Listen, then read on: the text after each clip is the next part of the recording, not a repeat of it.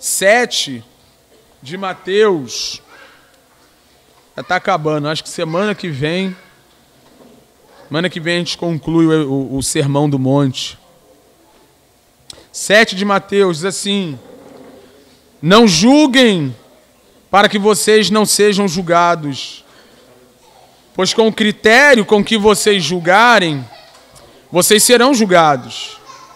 E com a medida com que vocês estiverem medindo, vocês também serão medidos. Porque você vê o cisco no olho do seu irmão, mas não repara na trave que está no seu próprio. Ou como você dirá a seu irmão: deixe que eu tire o cisco do seu olho, quando você tem uma trave no seu próprio olho, no seu próprio. Hipócrita, tire primeiro a trave do seu olho, e então você verá claramente para tirar o cisco do olho do seu irmão.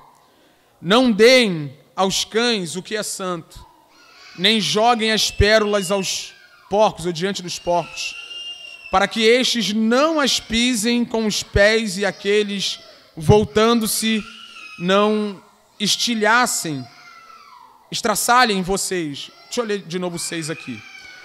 Não deem aos cães o que é santo, nem joguem as suas pérolas diante dos porcos, para que estes não as pisem como os pés e aqueles, voltando-se, não estraçalhem vocês.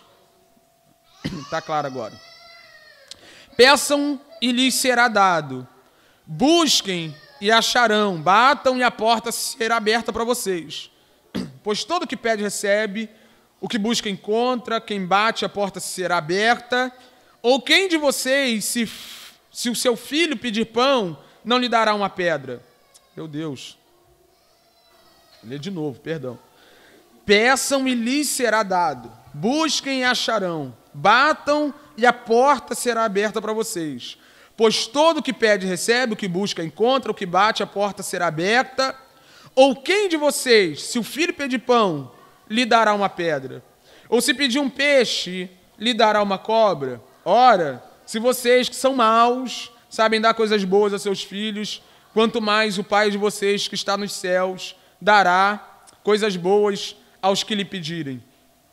Portanto, tudo que vocês querem que os outros façam a vocês, façam também vocês a eles, porque esta é a lei e os profetas. Amém?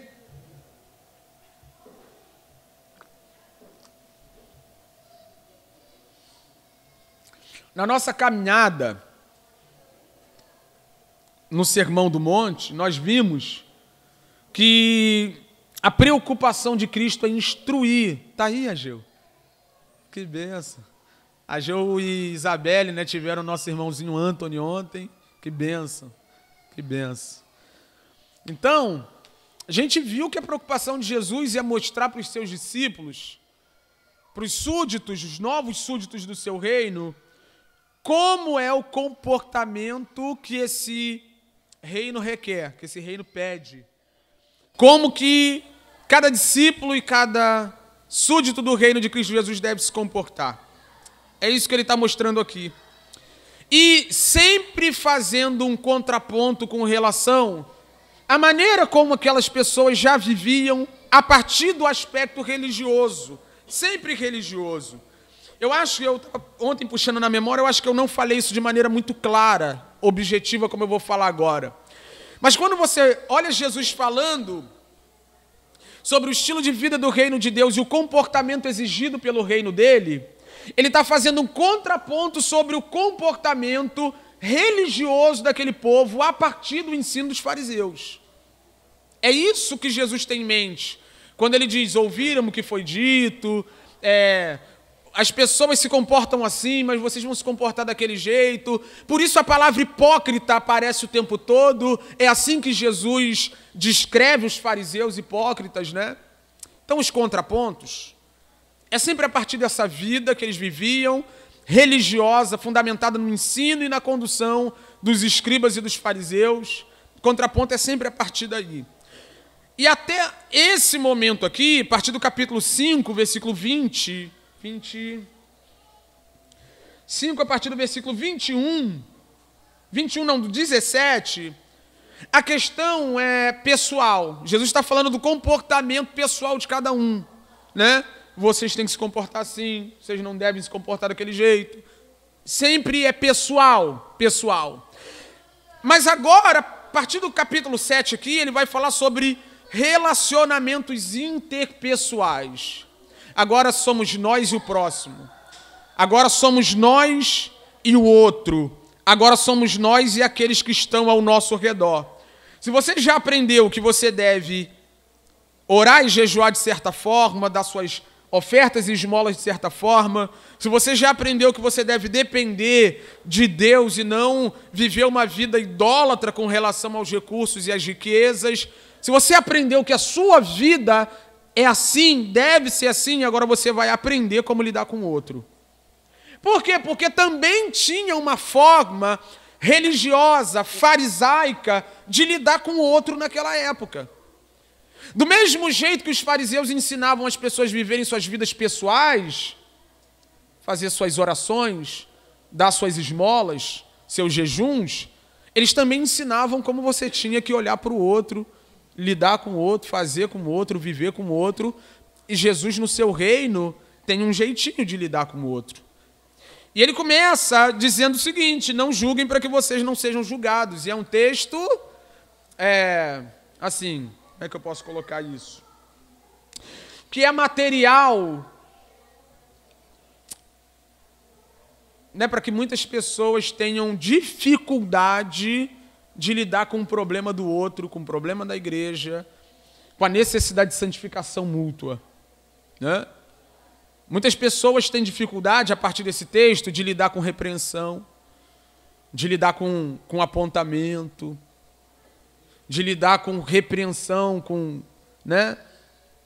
É o famoso não julgueis. É a partir daqui. Não julguem para que vocês não sejam julgados. Põe para a gente, por favor, 7:24 de João, por gentileza. 7:24 de João.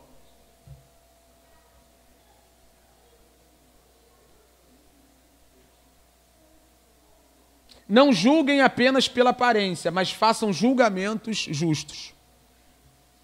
A Bíblia se contradiz? A palavra de Deus se choca? Para a gente entender isso aqui, a gente precisa levar em consideração o contexto, o pano de fundo que eu já coloquei aqui. O que Jesus está confrontando é o meio, é o modelo farisaico religioso daquela época de comportamento. E quando o assunto era julgamento, era lidar com o problema do outro, era lidar com a falha do outro, a maneira dos fariseus lidarem com isso era apontar a pessoa, julgar a pessoa, o erro da pessoa, como se aquela pessoa fosse um transgressor da lei de Deus, sem capacidade de perdão, sem capacidade de restauração, sem capacidade de ser restaurado. É o que a gente chama de julgamento temerário.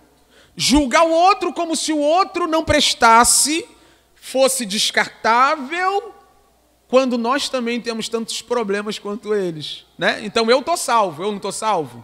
Eu estou salvo, né? Quando eu peco, não, pequei porque eu sou carne, né? Sou carne.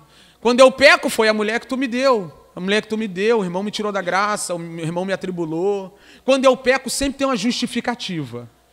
Mas quando o outro peca, não tem justificativa. Quando o outro peca, o outro tem que ir para o inferno sem perdão. É o não julgueis do texto.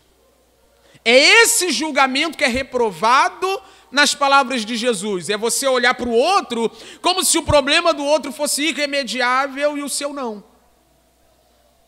É não apenas analisar o problema do outro, mas condenar o outro a partir das minhas próprias convicções. Vocês vão entender isso agora de maneira muito clara. Já viu quando alguém está falando de alguém que é peleja mesmo, luta mesmo, né? E a pessoa diz assim: meu Deus, na vida de fulano só Jesus? Quem já ouviu isso? Meu Deus, só Jesus na vida de fulano, e na tua é só quem? Hã? Meu Deus, na vida... Não, ali não tem jeito não, na tua tinha jeito? Irmão, só Jesus na vida de todo mundo. O problema é que quando é o outro, é só Jesus. Quando é você, só Jesus também. Está todo mundo perdido, mesmo pecado, mesma luta, mesma... E você não pode olhar para o outro a partir dessa perspectiva. O outro está perdido, o outro não presta, o outro só Jesus, e eu sou mais ou menos. É a palavra que está na moda, né? O alecrim dourado. Esse era o problema daquela época. Nós somos convidados, não só esse texto, eu botei esse porque ele é muito claro, está muito claro aqui, mas tem muitos outros textos. Inclusive o próprio contexto aqui vai deixar bem claro para nós que a igreja, a comunidade da fé, ela tem obrigação de fazer análises sobre o comportamento das pessoas que a compõem. A comunidade da fé tem esse dever. O seu irmão, para ser santificado, depende de que você tenha predisposição de chamar ele no cantinho. Chega aí, varão. Varão, vamos querer, está errado, não é assim, vamos caminhar aqui. Né? Aquele negócio todo. Mas sempre visando a recuperação e a santificação do outro. O que a Bíblia diz sobre disciplina eclesiástica é que nós devemos, é nossa obrigação, cuidarmos da santificação um dos outros, mas sem nos colocarmos no lugar de juiz supremo, dizendo quem vai para o inferno e quem vai para o céu. É isso aqui, né? Então olha aqui para mim e grava esse seu coração. Você foi chamado para julgar. Você foi chamado para julgar. Mas a grande questão é que Deus e apenas Deus julga para condenação. E nós julgamos para santificação. Essa é a diferença. A gente olha o problema do outro e pega na mão do outro e fala, vem comigo, que a gente vai caminhar aqui e tu vai largar esse vício em traquinas. Você vai parar de comer biscoito em nome de Jesus. Né? Você pega na mão do cara, você não diz para o cara, tu vai para o inferno porque você está enchendo a barriga de biscoito. Você vai junto com ele. Você ajuda o irmão a superar os problemas.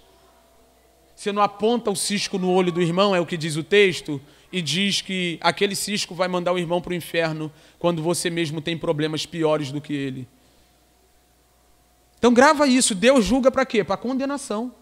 E o homem julga para quê? Para santificação. É para melhora da comunidade. É para pegar na mão do outro e dizer, vamos junto que nós vamos ser santificados aqui.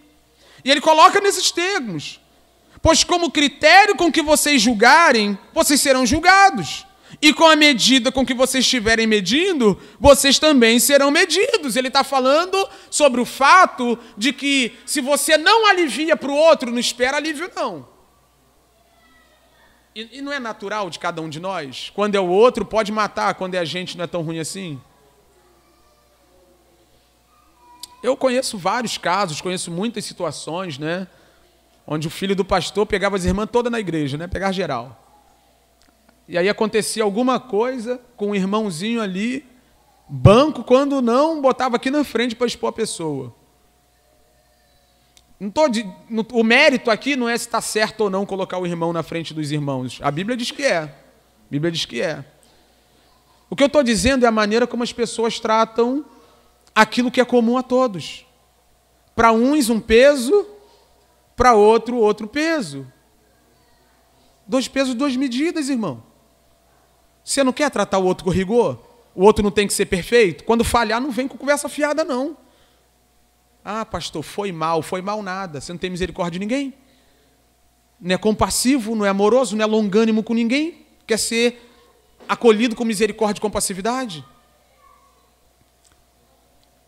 É o que Jesus falou no final da oração do Pai Nosso.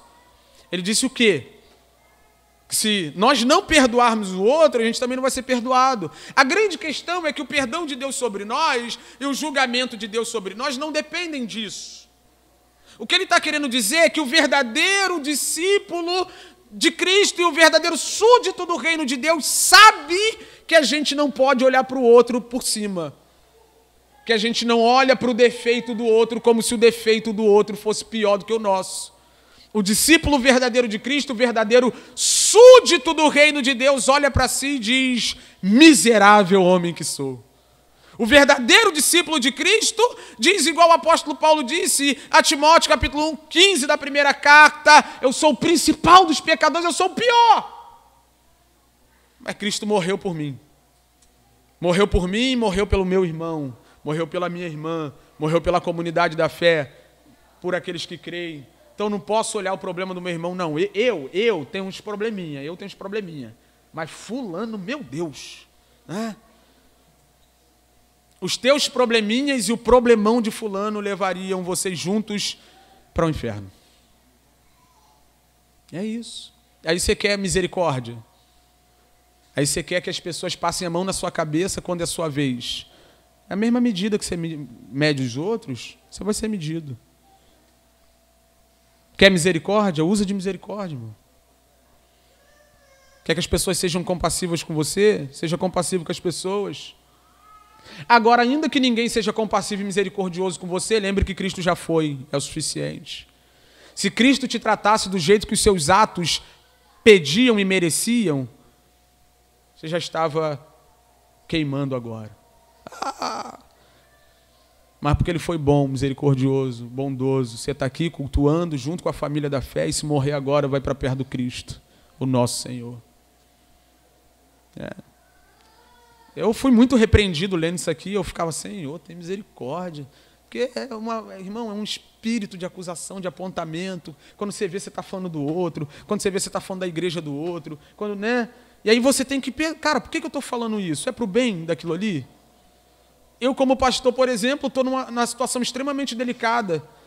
Porque quem mais tem aqui a responsabilidade de ficar corrigindo o defeito dos outros? Ficar falando do pecado dos irmãos? Quando eu mesmo sou o pior. Pior pastor do mundo, pior marido da terra, pior amigo do mundo sou eu. E aí eu fico falando mal da maneira como o outro é amigo, mal de como o outro é pastor, mal de como as outras pessoas são. E a única coisa que pode nos colocar nesse lugar de maneira legítima é ter o coração puro com relação a isso. E o que é ter o coração puro? Querer o bem do outro. Pensar na santificação do outro. Pensar no bem e no cuidado da igreja. Então, se um dia vocês me virem novamente falando sobre um pastor por aí que fez isso e fez aquilo, eu vou me esforçar para ser pelo bem de vocês, pelo bem da igreja, para cuidar da igreja. A gente foi chamado para isso. Mas esse lugar é muito delicado. Esse lugar de olhar para o outro e dizer para o outro, cara, está errado, é muito delicado. Você só pode fazer isso se você tiver a intenção de melhorar a vida do outro e santificar a igreja de Deus. Você vai ser medido com a mesma medida que você mede os outros. Porque você vê o cisco no olho do seu irmão, mas não repara na trave que está no seu próprio olho. Isso é próprio de nós. Vai para o espelho, cara, faz uma autoanálise, pensa nas suas ações, na sua fala, na maneira como você lida com as pessoas, como você lida com as coisas. Sabe qual é meu sonho? Meu sonho é dar a vocês, cada um de vocês, 1 mês de pastoreio, para depois a gente conversar de novo. Né? Não, pastor, isso, vem para cá. Mas eu também sei que ficar aí não é mole. Né? Sei que é difícil, eu sei que é brabo. E alguém me diz, pastor, não fui para a igreja porque não participei, porque estava com compromisso, eu vou ficar aqui. Cara, condeno essa pessoa ou entendo essa pessoa? Aí eu coloco, sabe, na conta de quem? De Deus, Deus o sabe. Amém, irmão. Deus te abençoe. Pastor, não estou envolvido por causa disso. Amém. Deus te abençoe. Deus te abençoe. Até o dia de ficar muito claro que aquela postura está prejudicando a pessoa, prejudicando a igreja, a comunidade da fé. E aí a gente fala, irmão, está difícil, né? A gente está aqui para isso. É sempre mais fácil ver o que está no olho do irmão. É sempre mais fácil ver o problema do irmão. É sempre mais fácil ver o feijão no dente do outro, quando você sentou na mesma mesa para almoçar com ele. Você entendeu o que eu acabei de dizer? É só tu ir diante do espelho, cara. Vai no espelho que você vai ver que muito provavelmente seus dentes estarão sujos também, você comeu a mesma comida. E é por isso que Tiago diz que a palavra de Deus é como um espelho. Hã? A palavra de Deus é como um espelho. O que você vai fazer na frente do espelho, irmão? Você não vai para a frente do espelho certo de que está tudo bem. Você vai para a frente do espelho para ver o que está errado, né? Você vai se ajeitar na frente do espelho. Por quê? Porque o espelho revela a verdade sobre você. O espelho mostra quem você é. Mas se você ficar olhando para o outro, você vê o outro. Você precisa ir para o espelho. E o espelho é a palavra de Deus. É ela que mostra o que está certo e o que está errado na minha e na sua vida. Ou como você dirá a seu irmão, deixe que eu tire o cisco do seu olho, quando você tem uma trave no seu próprio olho? Hipócrita. Tire primeiro a trave do seu olho. Olha isso aqui, que coisa linda. E então você verá claramente para tirar o cisco no olho do seu irmão. Ou seja, o que vai te habilitar a tirar o cisco do olho do seu irmão, a lidar com o problema do seu irmão, é antes lidar com o seu problema. Como é que eu vou ver claramente o problema do meu irmão? Quando eu tiro a trave que me cega diante das realidades que estão diante de mim. Então ele chama a gente de hipócrita por isso. Porque a gente tem um problema muito grave. Porque a gente tem um problema muito nítido. Trave, o que ele está falando aqui é um pedaço de madeira em pé, né? Uma trave, uma madeira em pé que me impede de ver através dela. Eu não consigo ver através dela, mas ela está aqui impedindo a minha visão. E o que ele está dizendo é o seguinte, cara, tira isso daí para você poder ver melhor. Trata o seu problema para você lidar com o problema do outro. Cuida das suas deficiências para você começar a cuidar da deficiência do outro. Consegue nem enxergar por cada trave que está diante de você. Como é que você vai ficar falando de um cisco do outro lado, lá na vida do irmão? Trata primeiro o seu problema, cara. Lida primeiro com as suas dificuldades. Santifica a sua vida. Tem gente que quer santificar a vida do outro. Está longe do caminho da santificação. Não se submete, não se sujeita, não se envolve com a igreja, com os irmãos, com aquilo que Deus está fazendo, com a pregação do Evangelho. A gente está pregando o Evangelho, é celular na mão, e aí não tem jeito, né? Estou falando que esse lugar é delicado. Tem jeito. Chega aqui na igreja, é o que mais acontece. O pessoal vem reclamando de todas as igrejas do mundo. Ah, minha igreja era isso, minha igreja era aquilo, aquele negócio todo. Aí beleza, a gente bota um estudo e não aparece ninguém. A gente passa a semana toda fazendo estripulias, malabarismo para tentar vir aqui, abrir a Bíblia e conseguir pregar a Bíblia com fidelidade. E isso aqui é desprezado, a pregação do Evangelho é desprezada. Sabe? É uma loucura. É uma loucura. Que alguém que esteja completamente descomprometido com a própria santificação queira santificar a vida do outro. Vou falar assim num português bem claro, bem claro, bem claro. Vai cuidar da tua vida, irmão. Vai cuidar da tua vida, vai tirar a trave que está no teu olho. Vai acertar a sua vida e depois você vem ajudar outro a se acertar também. Não como quem condena essa pessoa ao inferno, mas como quem diz, cara, tô lutando aqui também, tô tirando as traves da minha vida. Vamos junto aqui para a gente se acertar. É assim que a gente vai caminhar para a santificação. Versículo 6 ele diz, não deem aos cães o que é santo, nem joguem as suas pérolas diante dos porcos, para que estes não as pisem como os pés, e aqueles, voltando-se, não me estraçalhem vocês, né? Está falando aqui de algo que parece contradizer o que a gente acabou de ler.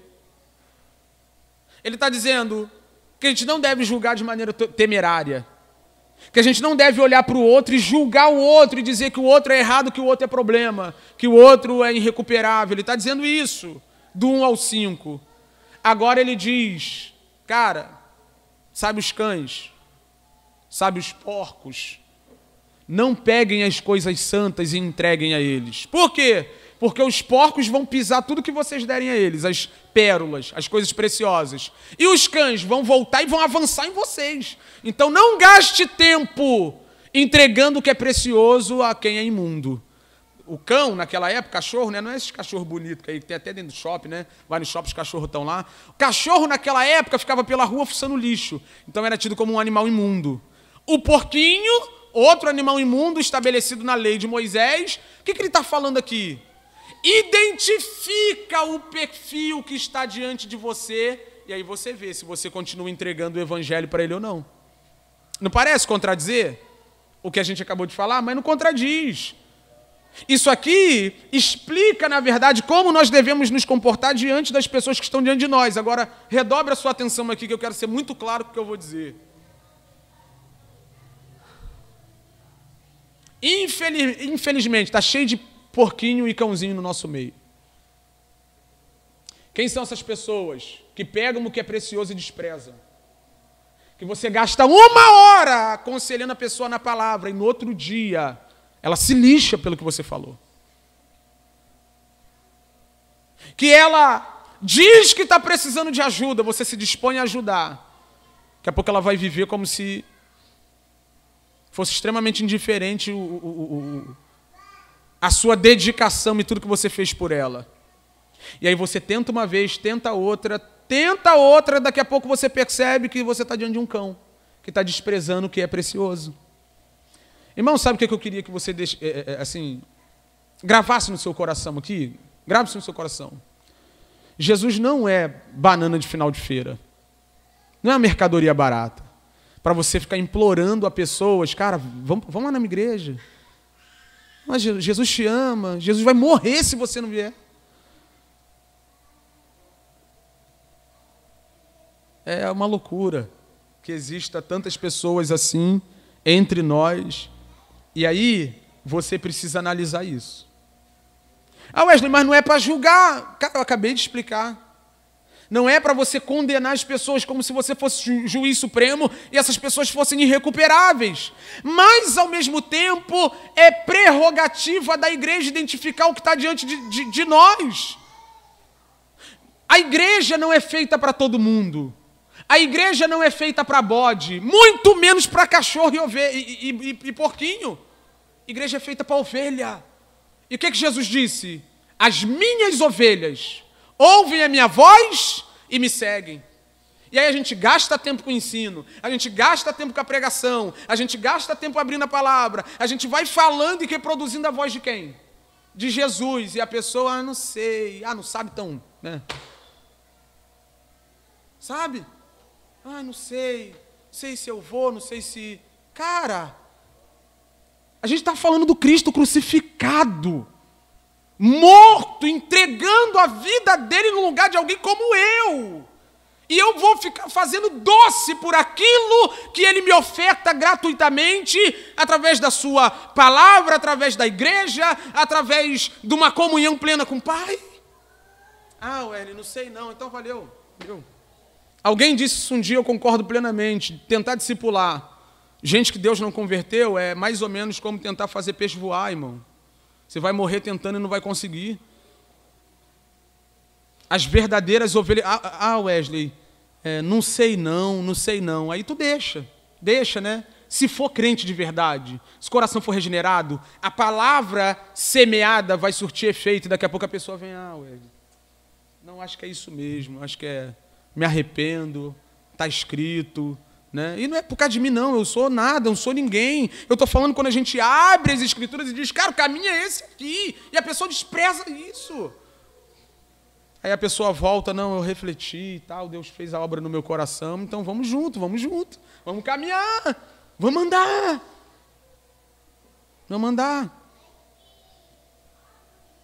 Sabe? Tem aquela história assim, não, o crente tem que ter misericórdia, o crente tem que perdoar, não tem esse negócio? Em alguns lugares, irmão, isso é usado como uma amarra, como uma algema para que a gente aceite tudo e aceite todos.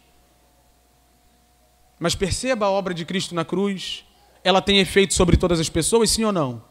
Sim ou não? Não. E por isso que eu concordo com o irmão Calvino sobre expiação limitada.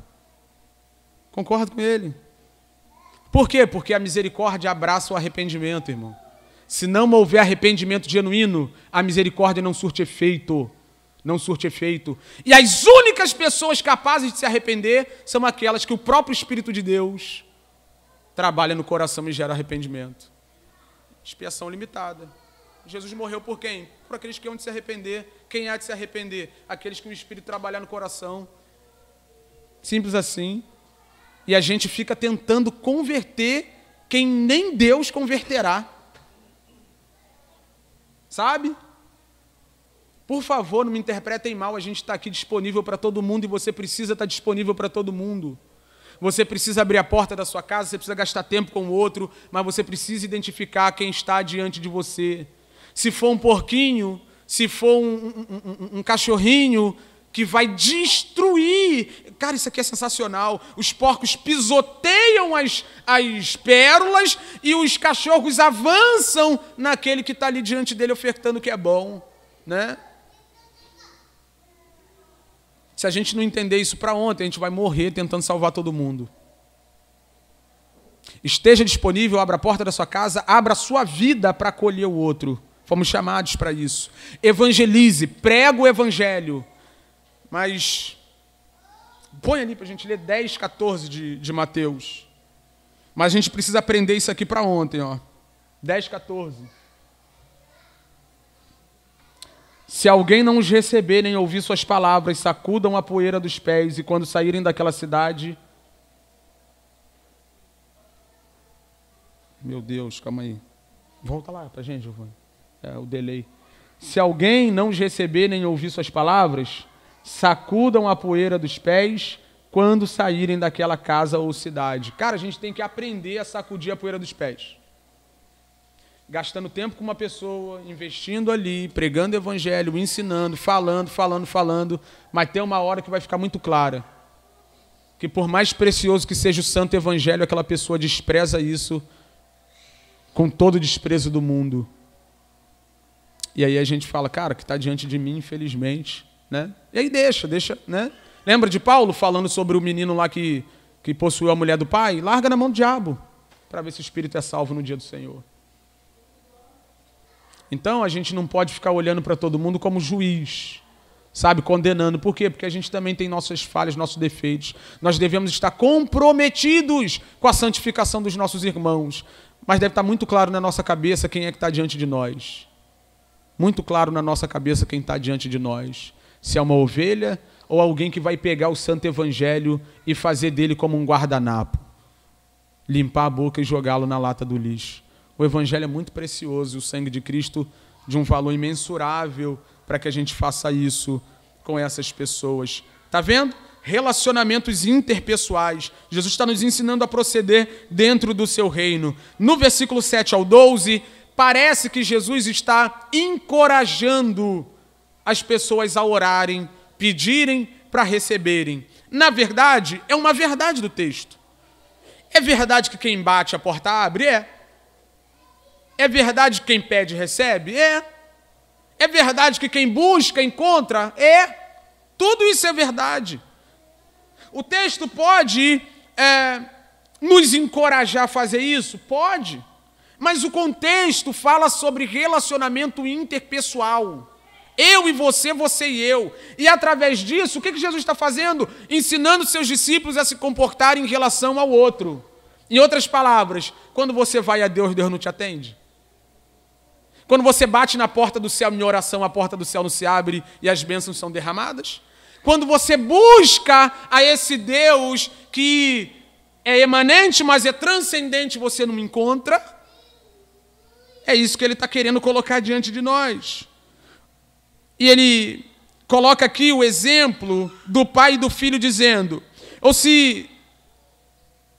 ou quem de vocês, se o filho pedir pão, lhe dará pedra? Ou se pedir um peixe, lhe dará uma cobra? Ora, se vocês que são maus sabem dar coisas boas a seus filhos, quanto mais o Pai de vocês que está nos céus dará coisas boas aos que lhe pedirem. Ele está colocando aqui como Deus age em relação a gente, que é tudo ruim, gente ruim. Aí coloca ali do lado a maneira como o pai costuma lidar com seu filho, mostrando que é assim que se procede, independente da nossa malignidade ou não. E ele conclui no 12 dizendo, portanto, está vendo como é que ele vai falar sobre uma questão interpessoal? Você não pode pegar o contexto e falar que aquilo ali está falando só de oração. Não tem como. Esse versículo 7, 8, 9, 10 e 11, ele nos ensina a orar e nos encoraja a orar. A gente entende com esses textos aqui, com esses versículos, que se a gente for a Deus, nós seremos atendidos e recebidos, mas é só um modelo de comportamento com relação ao outro que vem até você. Ele diz no 12, portanto, tudo o que vocês querem que os outros façam a vocês, façam também vocês a eles, porque esta é a lei. Os profetas, você não gosta de ser atendido? Você não gosta de ser recebido na presença de Deus, ser abençoado em oração? Você não gosta de receber os bens que você tem buscado no Senhor? Você sabe como é que funciona, cara. Você que é um pai ruim, mau, dá coisas boas aos seus filhos. Como é que o pai que está no céu não vai dar coisa boa a vocês? Ou seja, esse é o modelo, esse é o padrão de comportamento. Então, tudo aquilo que vocês querem que os outros façam a vocês, façam vocês a eles. É o que a gente chama de lei áurea, né? Você quer se relacionar com o outro? Você precisa ter em mente que você, de maneira alguma, deve desprezar aquilo que Deus faz por você ou já tem feito na pessoa de Cristo nosso Senhor. Se tratando do outro, você precisa ver como Deus te trata. Se tratando do outro, você precisa ver como Deus te abençoou naquela cruz por meio de seu Filho. Você não fica exigindo ser bem tratado? Você não gosta de ser abençoado? Você não busca coisa boa? Faz pelo outro também. Entrega ao outro também. Isso é refletir Cristo. Refletir Cristo é dar ao outro o bem que você quer receber. Ah, Wesley, mas o outro não me trata bem. Olha para a cruz. Olha para o Cristo crucificado e fique calado junto comigo sem argumento. Não há um homem que tenha sido alcançado por Cristo que não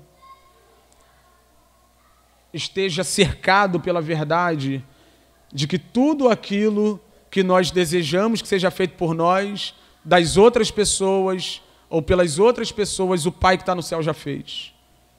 O Pai que está nos céus já fez. Você já foi atendido. Você já foi alcançado, você já foi abençoado, você já foi beneficiado. O bem que você espera do outro, faz você por ele. Por que, Wesley? Porque isso é ser cristão. É a lei e os profetas. É assim que se cumpre a vontade de Deus e a palavra de Deus. Como é que eu me relaciono com o outro? Como é que eu me envolvo com o outro? Primeiro, não sendo um juiz, não me colocando sobre todos como aquele que tem os seus pecados minimizados, mas condena todas as pessoas. Observando se diante de mim está alguém que realmente é ovelha, pode ser um porco, pode ser um cão, que vai destruir as coisas preciosas. A gente precisa identificar isso. A gente gasta o nosso tempo, a gente investe o nosso tempo, a gente se doa, se entrega, acolhe, recebe, mas precisa entender quem está diante de nós, a gente precisa fazer esse julgamento, essa análise para discernir quem está diante de nós. E agora a gente tem um padrão colocado diante de nós. Vocês não pedem e recebem? Vocês não batem e a porta se abre? Deus não cuida de vocês? Vocês são maus e conseguem fazer o que é bom pelos seus filhos. Agora olha para o outro. Olha para a pessoa que está do seu lado. Não estou pedindo para você fazer isso agora não. Só estou dizendo, né? Olha para quem está do seu lado, olha para o outro, olha para o próximo e faz o bem para ele que você quer receber. Isso é cristão. Isso é coisa de discípulo.